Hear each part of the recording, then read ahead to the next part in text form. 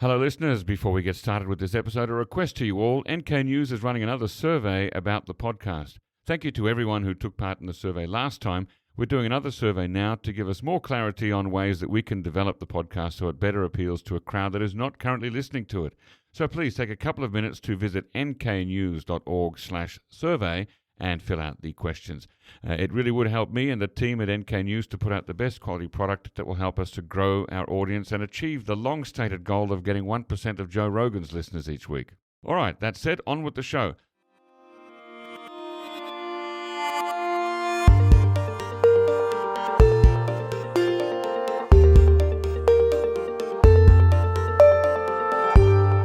Podcast listeners, welcome to the NK News podcast. I am your host, Jacko Zwetsloot, and today it is April the 7th. It's a Friday, the end of the week. Then I'm joined in the NK News studio by two of my colleagues from the NK News NK Pro writing team to do a roundtable podcast on the recent news from and about North Korea. But before we begin, please a reminder to all of you to review this podcast and leave a rating and also share it with people who you think should listen to it or who might be interested. And what's more, like and subscribe to the whole series, NK News Podcast. Second, check out nknews.org, where each day all of my journalistic colleagues, not just the ones who are here today, write the best quality North Korea-focused journalism. A subscription for a year costs less than $1 a day, which helps to fund not only their excellent work, but also this very podcast. Thirdly, follow nknews.org on Twitter and me at JackoZ. Now, today in this podcast, I'm joined on the round table by Chad O'Carroll and James Fretwell. Welcome back on the show, gentlemen. Thanks very much for having us. Good afternoon. Now, as we record this, we are just 8 days out from Kim Il-sung's 111th birthday. Would you expect any significant events to commemorate that? Well, I was thinking, this is just kind of my theory, but so normally North Korea marks big anniversaries on 5 and 10-year anniversaries. Right. This is going to be the 111th anniversary. I was thinking there's something quite aesthetic about, the 111. The 111. Yeah, that's just my thinking. I don't think there's any precedent for these kind of anniversaries, Chad. Yeah, I there might be something in that regard, but I don't think we're going to see any. We certainly won't see a military parade. There might be some dances. One thing to look out for is whether or not the flower show will return. So as listeners may know, there's a flower called Kim Il-sung-year and one called Kim Jong-il-year, which were supposedly created, whatever the word is, for the dear leaders. One in Japan and one in Indonesia, I believe. Yep. And we haven't seen this flower show now since, I believe, pre-pandemic, or at least the first year of the pandemic. It's been suspended for one reason or another. So that's one thing to look out for. And will there be a Kim Jong-un-year unveiled at some stage? Very good question. Because he might want his own flower too, right? Yeah, but the thing is, it's not just about wanting one. You have to have someone out there who's willing to do the sort of crossbreeding and then register it with I think it's some kind of Royal Botanicist Society or something like that, and pay all the fees, and that person has to have their name indelibly associated with Kim Jong-un for the rest of their lives. So maybe not many takers. That's a fair point. Yeah. I think we've also missed the military satellite launch potentially. That's true. When you say missed, because didn't they say, or weren't we saying, people were saying in April, and we're only still in the first week. Why would you say missed? Oh, sorry. I mean, in terms of things to look ahead for around Kim Il-sung's birthday, because North Korean state media in December, if you remember around the time that they were conducting satellite tests, and they published those pictures of Seoul, which South Korea says were low quality. And the grainy one. And in those reports, North Korea said that test in December was the final hurdle to preparations for a real military satellite launch by April 2023. Right. And here we are. It hasn't happened yet as of recording. We've got the big 111 Kim Il-sung anniversary. Who knows? Could they still do it this month? I mean, would we know much in advance of that? Would we see preparations on the ground from satellite photographs? Well, there are traditionally, yes, you would see at the Sohae Launch Center, you'd see for several days in advance a big white satellite launch vehicle being erected and prepared. Right. But one thing that's been a bit different recently is they've done satellite-related test launch events from what appear to be regular missile transporter erector launchers. So those things can move around and pop up in various locations. I think Colin was saying that they didn't say it would be launched by April, but the preparations would be done by April. Is that right? I think that's the wording. Yeah, that's the wording I've got in front of me. It's I've not ambiguous. looked at the original Korean, but yeah. So you're right. They could fudge that. Yeah, we should also keep in mind that Kim Yo-jong threatened at least twice now that the Pacific Ocean would be turned into North Korea's firing range for long distance, full range intercontinental ballistic missile testing. So that would be a missile that's launched, flies over Japan, splashes down potentially a few hundred miles off California, which would be... This would not be a so-called lofted trajectory, but a... What's the opposite of it? What's a non-lofted trajectory? Full distance. Yeah. There's probably a more scientific word. Anchored, if you're listening. But yeah, that would be something that they could still do. There was some significant anticipation that they would do it a couple of weeks ago, but it didn't seem to happen. So we'll see. Okay. Now, James, you've recently put together the March month in review. Lots happened in March, and I guess we should start with the U.S. ROK military exercises, including Freedom Shield. Tell us a little bit, give us a little bit of an overview of the military exercises that took place recently here in South Korea, James. Yeah, so as you just said, the Freedom Shield, the U.S.-South Korea joint military exercise, this was the really big one that happened in March. It involved U.S. Forces Korea, UN Command, the South Korean military. It involved computer simulations as well as field training exercises called Warrior Shield. And according to a South Korean media report that I saw citing US military source, this Freedom Shield exercise was to assess the Allies' ability to counterattack in the case of a conflict with the North. And this would include operations to maintain orderliness in areas that, in the event of a war with North Korea, I guess that the Allies would recapture. But alongside all this Freedom Shield stuff, there were many other military activities going on. There were joint drills involving American strategic bombers, amphibious exercises. An American aircraft carrier was in the region for trilateral drills with Japan. There was really a lot of stuff going on in March. Okay, and are they all wrapped up now? The big Freedom Shield exercise did wrap up. Yes, that began on March the 11th, I think, and lasted for 11 days. But we've seen more military drills after that. So it isn't like the Americans and the South Korean military just go on vacation after their springtime drills. You know, they're conducting other military training all year round as well. Now, why are these exercises significant? Well, the scale, for one thing.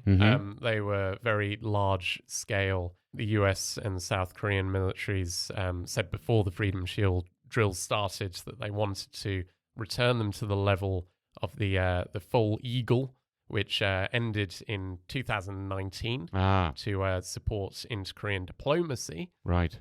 And US-North Korea diplomacy too, I guess. Right, yeah, exactly. The US and South Korea at the time scaled down a lot of these drills in the hopes that North Korea would come back to the negotiation table to talk about giving up its nuclear weapons. That didn't happen. COVID-19 also had an effect as well. But since the Yoon Suk-yeol administration took power in South Korea and the Joe Biden administration as well took power in Washington, we've seen a real shift in the US and South Korean positions on North Korea, a much firmer position than under Moon and Trump. And were there any new elements that we hadn't seen before?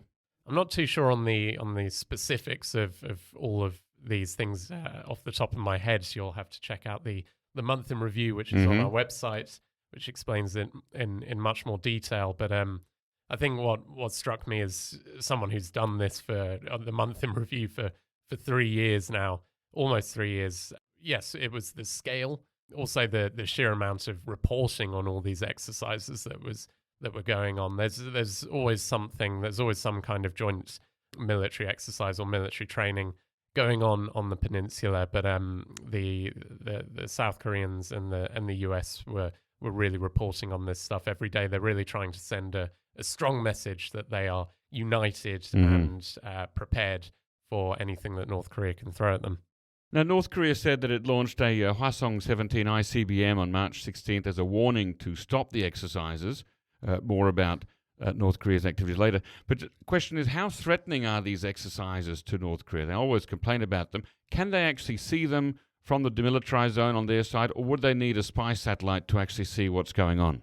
Well, North Korea can definitely see some things from the border, although state media did report on some exercises that it said the US and South Korea were conducting, and then South Korea denied that. So its capabilities obviously, well, I don't know, they don't seem to be perfect. A spy satellite would definitely be needed to get better information on US South Korea troop movements in areas that aren't immediately within view from the North Korean side. As for the drills, whether they're threatening to North Korea, I don't think there's any will in Washington or Seoul to launch an invasion of North Korea to unify the peninsula by force. So in that respect, they're not threatening, but I guess you could say that from the North Korean perspective, it doesn't want the South Koreans to be training with the most powerful military in existence.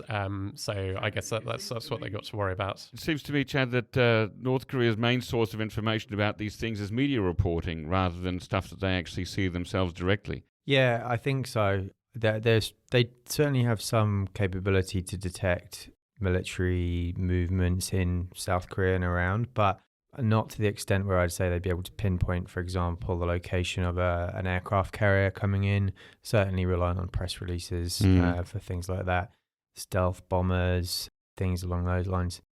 Just on James's point, though, let's be honest, if North Korea was doing drills, largest ever drills in Mexico every year, would that be okay for the US?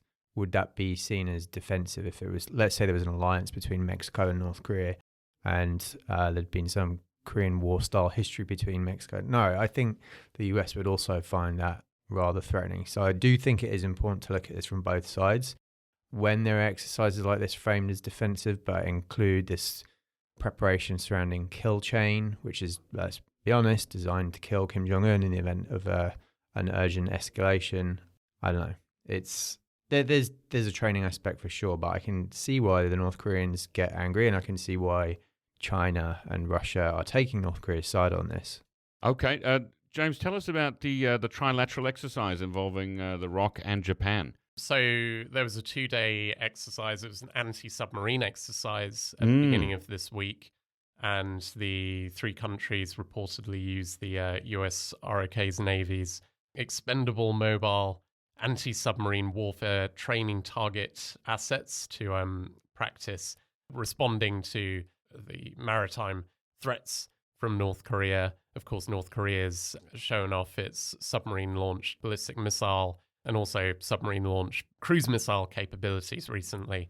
So anti-submarine warfare is going to be a big deal for the US and its allies in the region going forward. Yeah, I just think it's a big deal that the three of them are working together, right? Trilateral exercises involving the ROK and Japan, that's always something that is going to attract a lot of attention.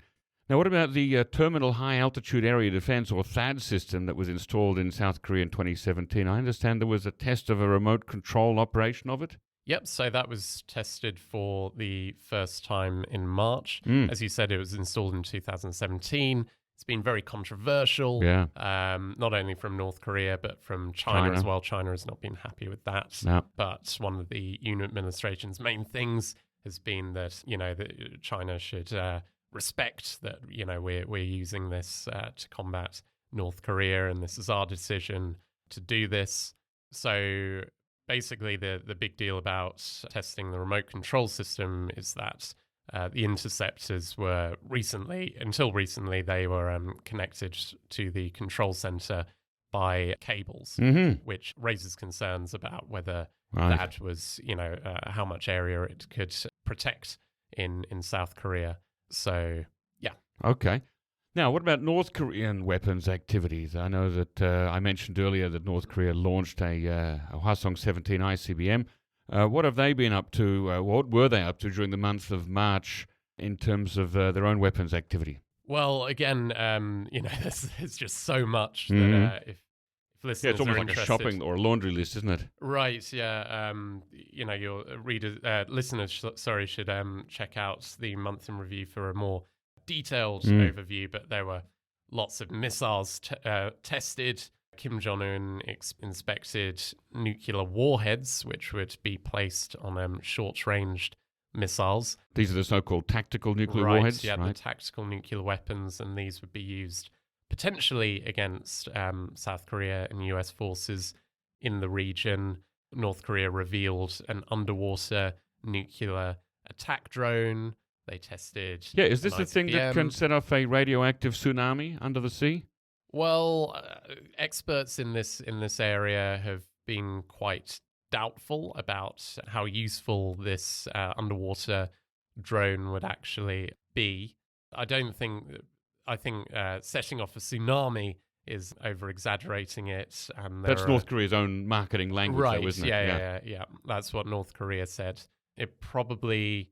A lot of weapons analysts have actually been downplaying this quite a lot, saying that it's actually, if North Korea was going to use this unmanned underwater vehicle, this UUV, it's not very time efficient. It would take a lot more time to deliver, a nuclear weapon over to its target than a missile. It's vulnerable to anti-submarine efforts. So in that respect, it's probably not quite as powerful as North Korea is claiming, but it does fit into this drive that North Korea has been pushing to really diversify its means of being able to attack South Korea and the US. You've seen missiles launch from trains. You've seen them, cruise missiles, short-range missiles, long-range missiles. 20-plus delivery systems, according to Ankit Panda, now for nuclear warheads. Wow. Okay, but coming back to that underwater drone, it sounds less like a radioactive tsunami and more like a fart in a bathtub. Would that be? Oh, well, I wouldn't quite put it like that. I mean, if you managed, deliver a radioactive tsunami to, even if it might not be quite that, if it was able to reach its target, it would do a lot of damage. But I think the point that weapons experts are making is that, there are a lot of downsides. As to a lot of North Korean weapon systems, actually, there are pros and cons to each system. It has some advantages, but it's also got some vulnerabilities. And North Korea, acknowledging this probably, is really trying to diversify its weapons systems so that, well, if one means of delivery fails, it can try out another means of delivery, and hopefully one of them will work and deliver a big explosion to its enemies. As well as being upset and threatened by ROK U.S. combined exercises, it also seems that North Korea uses these military drills as a cover to justify its own tests of missiles and to develop weapons of mass destruction. Is that a fair statement? I think it is, yeah. Of course, North Korea it launches missiles throughout the year, so it's not a perfect description, but at the same time, you definitely do notice an uptick of North Korean missile launches when the US and South Korea are conducting drills.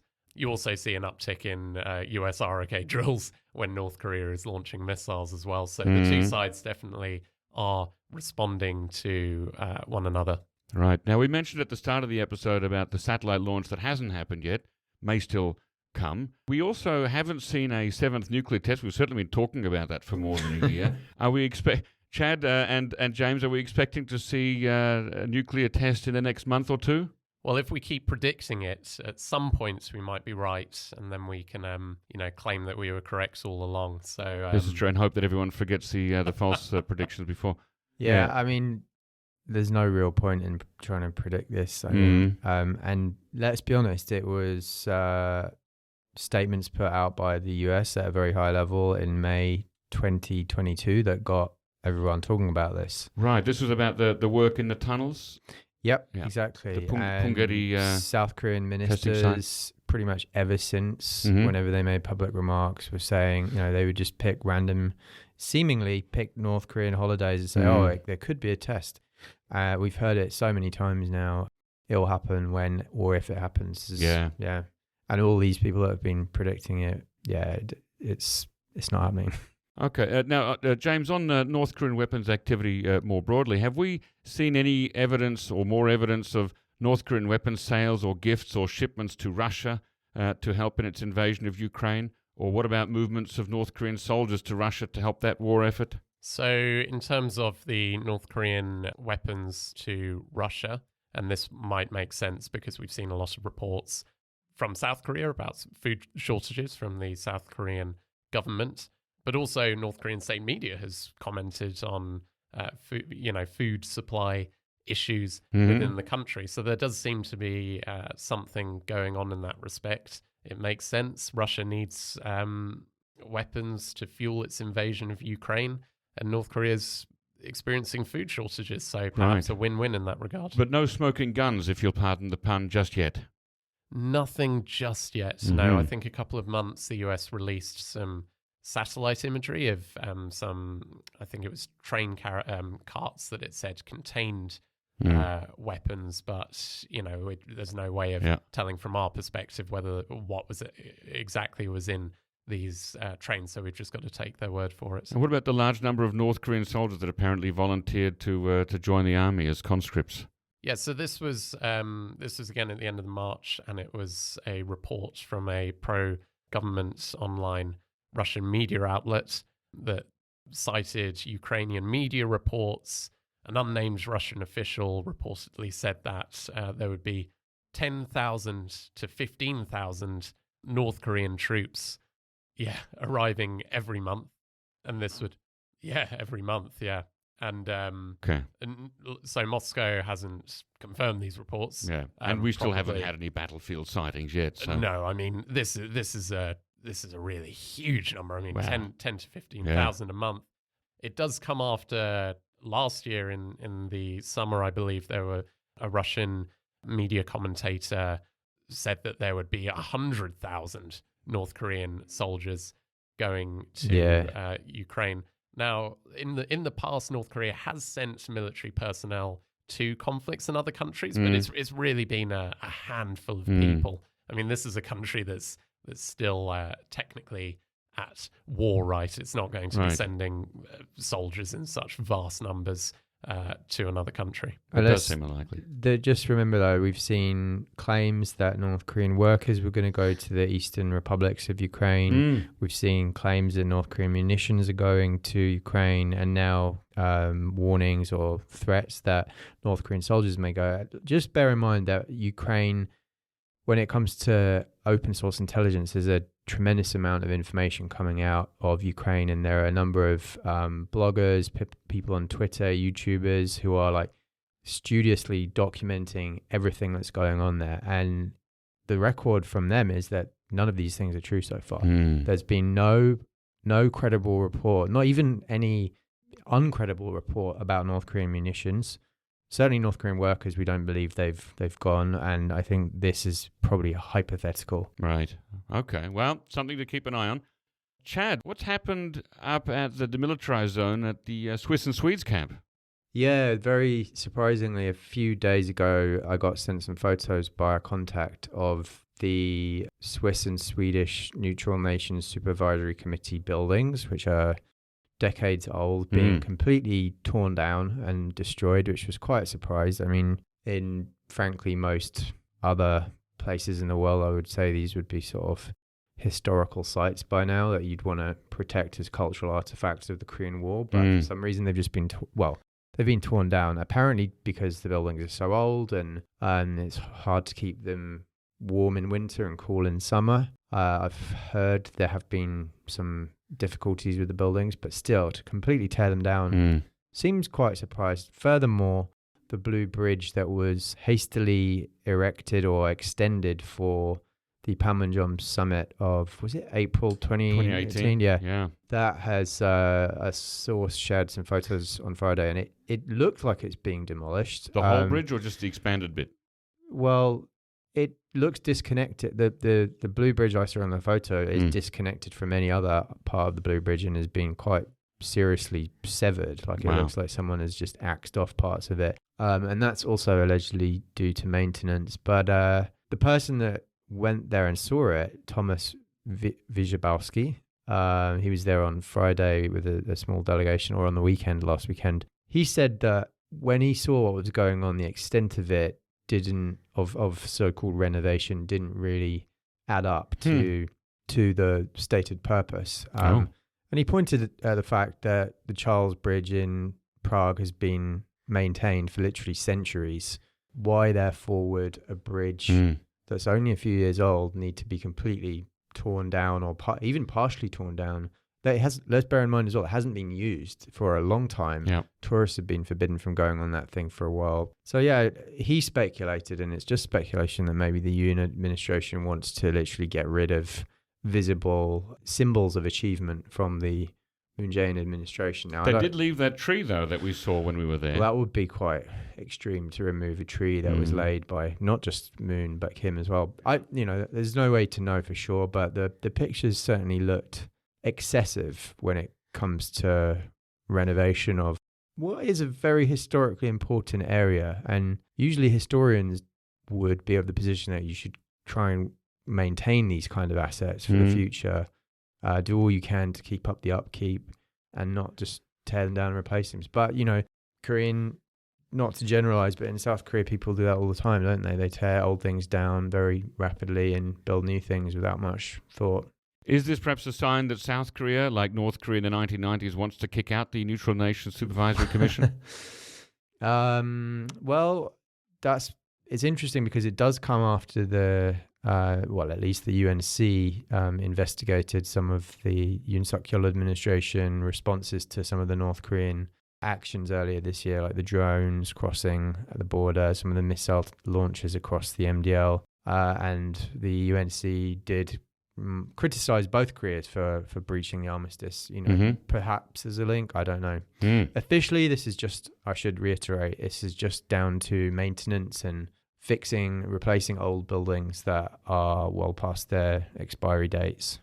People who want to see the full story and the photographs can go to nknews.org and look for the story. I think it's titled "NNSC Camp in DMZ Demolished." Sorry. I mean, again, though, like just for listeners who are from the US or from South Korea, where old buildings are not so familiar.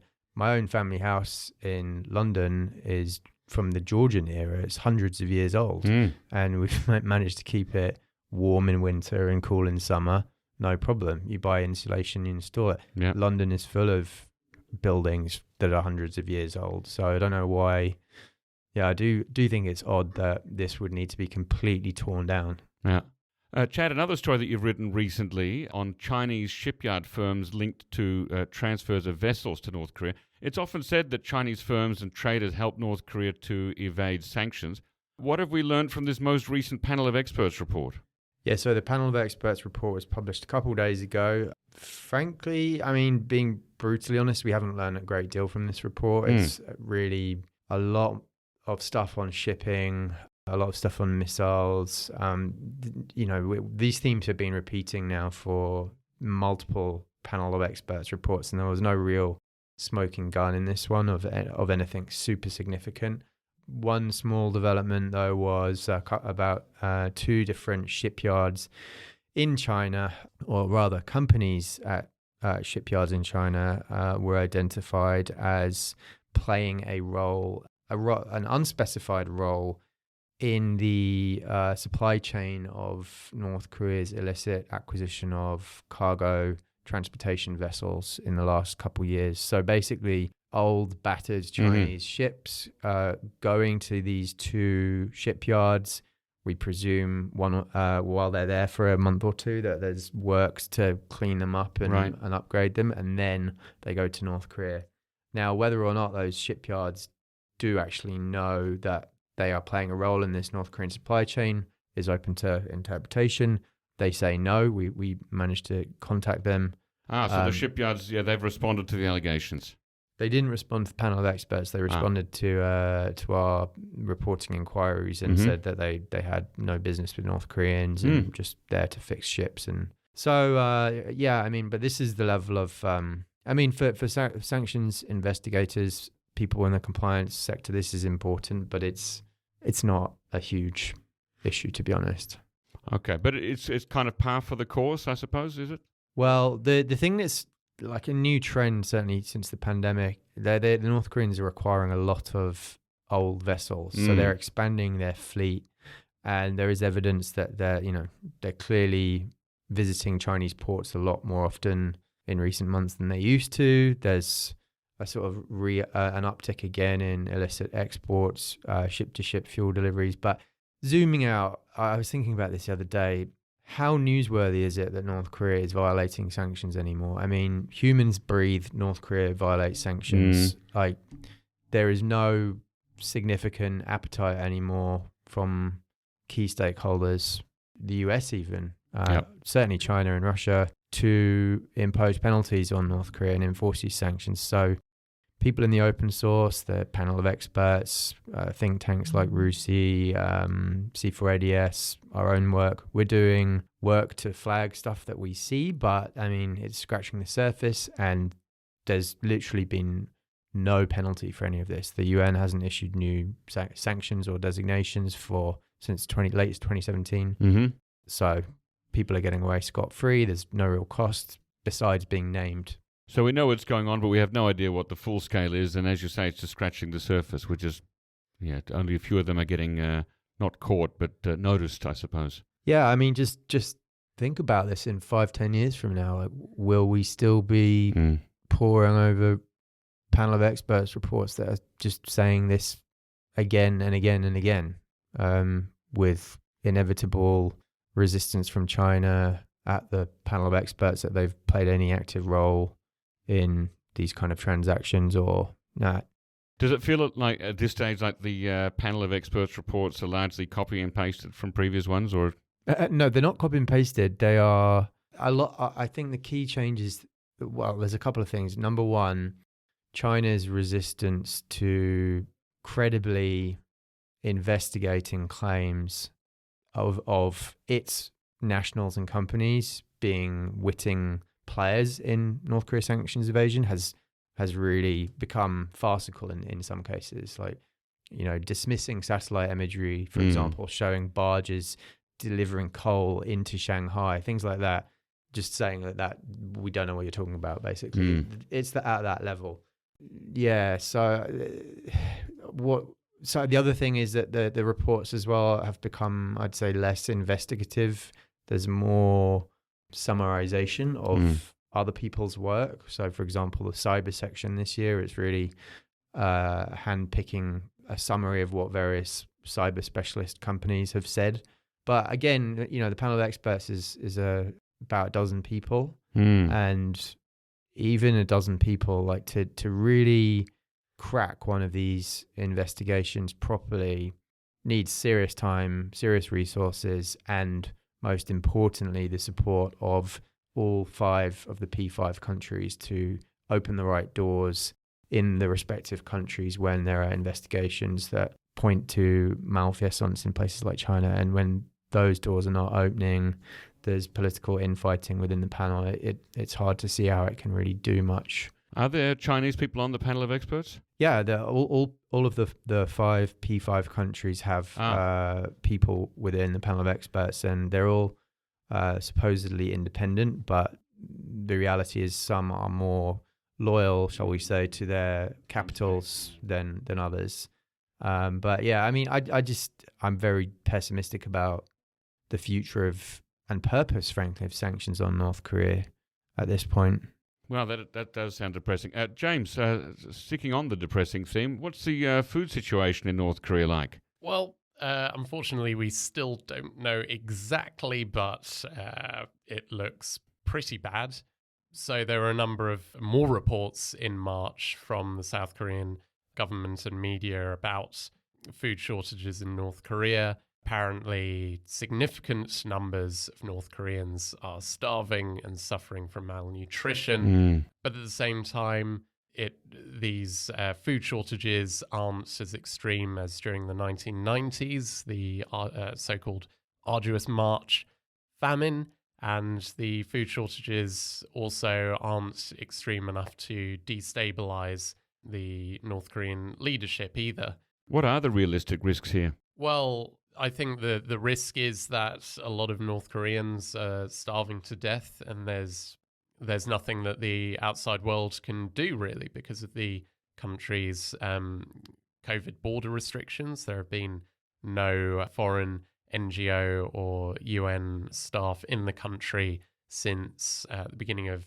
2021. And also North Korea maintains a lot of secrecy. So even before the pandemic, North Korea was reluctant to let too many foreign workers into the country, even if this would have improved the food situation. It doesn't want a bunch of outsiders running around the country because it's very suspicious about everyone that's not from their society, basically. Is it fair to say that, as some critics often do, that North Korea prioritizes the development of weapons systems and building up its arsenal over feeding its people? I think that, that is a fair characterization. I guess if you were to, ask North Korea maybe, or someone who sympathizes with North Korea, you might justify this by saying that it needs to invest in these weapons systems because otherwise it gets invaded by the American imperialists, and then there's going to be no country or people to feed anyway.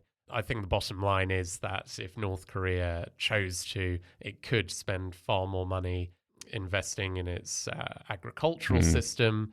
It could change its system to try and incentivize farmers more. It seems that the North Korean government's solution to food shortages is basically just tell people to come together and work harder for the sake of the country, basically. Is that what Kim Jong-un ordered his people to do at the recent party meeting?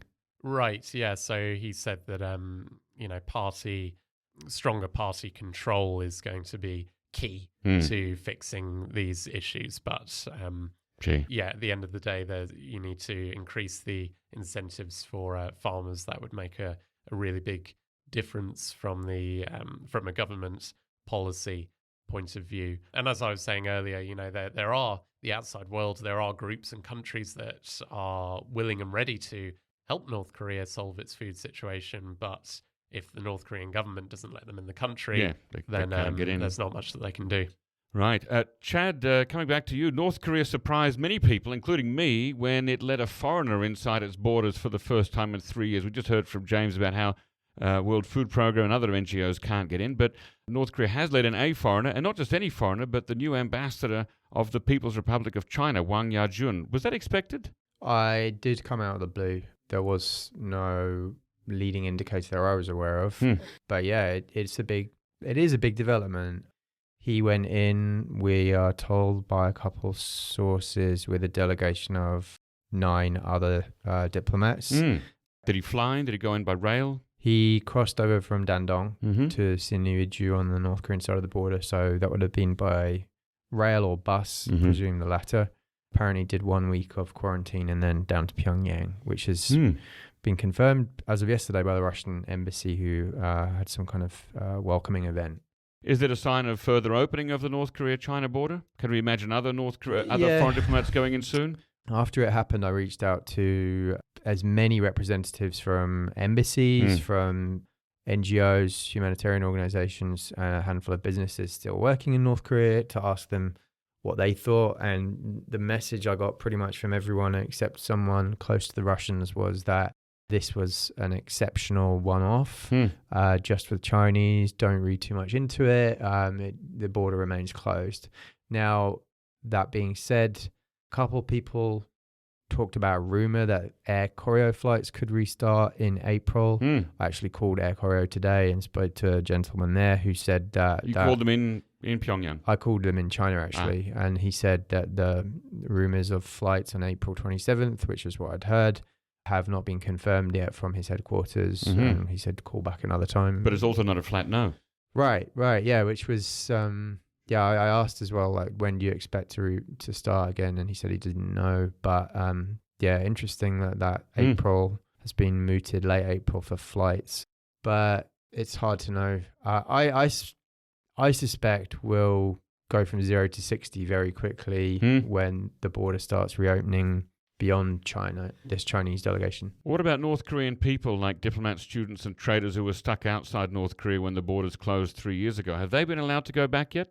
No, but that flight, the April 27th one, was cited to me by a source as being intended for North Korean diplomats, officials, workers, students who are stuck overseas to make the initial flight home, which was quite specific information. But yeah, things could be about to change. I wonder what kind of ideological quarantine those people would have to go through after 3 years of being away from the mothership. Very significant, I think. At the moment, how are some of the NGOs that you talk to feeling about the prospects of being able to return to North Korea within this year? No one was that hopeful. Everyone just said that, this is a good sign, it's movement in the right direction, but there was no real specifics beyond that. All right, well, let's finish today with a quick chat about some frustrations of foreign media people working in South Korea. Chad, you recently did a story for Korea Pro, that's our product that focuses on news in South Korea, about some of the difficulties in getting information out of government agencies. Could you tell us a little bit about that? I mean, this has been an issue for decades, but it's, as I personally have been feeling it since I moved here in 2016. Basically, the gist of it is that there's a two-tier system, as in many walks of life in Korea, let's be honest, for foreigners and for Koreans when it comes to reporting and access to the government. And basically, there's a lot of government favoritism towards South Korean journalists, and the way it articulates, which I think is very unfair, is that they can physically go to the Ministry of Unification, the Ministry of Foreign Affairs, the Ministry of National Defense. They can sit in a press room and then they can have daily briefings. They're called background briefings, where they can ask on background about anything they want, and they hear a lot of information firsthand from government, missile alerts, things of that nature. They can do that. We cannot. Now, if we try and register, we are told that by the government that basically the reason we can't register to attend those things is because the custom is that only Korean journalists can do it because of this so-called 기자단 system, which is like press corps in the English translation, which in each ministry there is a press corps leader who is independent of government, is a journalist, and basically gets to pick with the other journalists in the press corps who can join. Now, when you compare this to America, for example, in Washington, foreign media can register to join the press corps of, say, the White House or the Pentagon or the State Department. Whether they get in, that's up to the government and the press corps, but foreign media are not prohibited from applying, and in some cases do get it. So you do get some major international news agencies in DC, for example, working with that level of access. But here it's just flat out not possible. It's really frustrating that it's like this, and I spoke to many journalists who are affected by it, but also Korean journalists in Korean media. Everyone thinks it's a stupid system. I think what's really interesting is the government are basically too scared to change the system. They're very worried about upsetting the local press and think in a very, what all my sources said, seem to think in a very short-term tactical way about keeping local media happy. And that results in this stasis and stagnation and very little chance that this system will ever change. Just hypothetically speaking there, if NK News or Korea Pro had access to, let's say, the Ministry of Foreign Affairs, would that mean that you'd have to have somebody there in that room every day for the background briefings?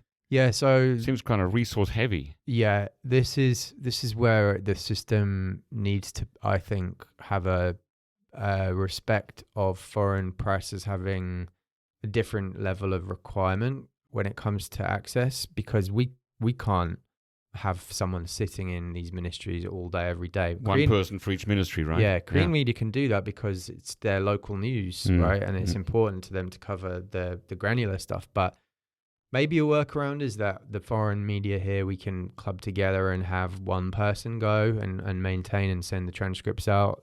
But right now, as it stands, even that would not be possible. So the thing is, though, the Ministry of Economy and Finance does allow foreign and local media equal access, which to me means if there's a precedent within the government, and that ministry told me it's been like that for 25, 30 years, then the others can do it as well. So you've got one model ministry that does do things the way that you'd expect. And where this relates to our listeners is if you want to understand what's going on about North Korea, a lot of information is shared in these, especially from the Unification Ministry, Foreign Ministry, and Ministry of National Defense. That only goes to local media. And then we have to either then basically try and convince a local journalist that we know within those press corps to share the notes and transcriptions like under the table, or we just have to cite their interpretation of it. And so it doesn't lend itself to accuracy. I would argue totally incompatible with being a global pivotal state, that you basically prejudice levels of access based on nationality of media. And I think the Korean government should be deeply ashamed of this system. James, any thoughts on that? He's shaking his head. None at all there. No comment. Okay. It's because he appeared on KBS. Yes, I will. I'll be appearing on Arirang TV next Monday. So Arirang have access to these areas as well because it's a government-controlled media. Yeah. No, I just think it's ridiculous. In 2023, we have to work like this, and the government, of course, insists there's no problem. But one of the former spokespersons that I talked to, when I asked him, what do you think the government will say? He said, they'll say there's no problem. And he was exactly right. There's no problem. Nothing to see here, folks. Keep on moving. Well, that's where we're going to have to finish today. Thank you very much, Chad O'Carroll and James Fretwell, for joining me today on the NK News podcast. Ladies and gentlemen, that's the end of today's podcast. If you already have an NK News account, and if you're a think tank, business or academic institution, take a look at NK Pro. Our NK Pro platform offers unparalleled services specifically catering to the needs of professionals who monitor developments on the Korean Peninsula. You can inquire about access or a free trial membership by sending an email to membership@nknews.org today. And don't forget, also do go to nknews.org/survey and fill in our podcast survey. Our thanks, as always, to Brian Betts and Darius Dare for facilitating this podcast episode, and to our post-recording producer genius, Gabby Magnuson, who cuts out all the extraneous noises, coughing, awkward silences, bodily functions, etc. Thank you very much. Listen again next time.